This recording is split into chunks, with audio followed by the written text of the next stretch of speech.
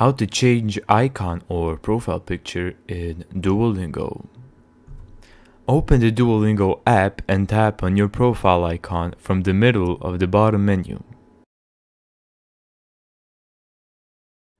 On your profile page, tap the pen icon beside your profile image. If you don't currently have a profile image, it will be an empty circle. You can choose one of the photos on your device or take a new one. I'm going to choose from my gallery.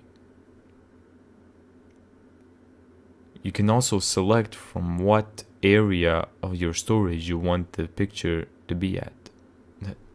You want to select an image from. When you tap an image, you'll be able to crop it or do a better size if needed. I'm going to skip that part though. It will take a few seconds to upload, and then your new Duolingo profile avatar will upload. And that's how to change your icon or profile picture in Duolingo.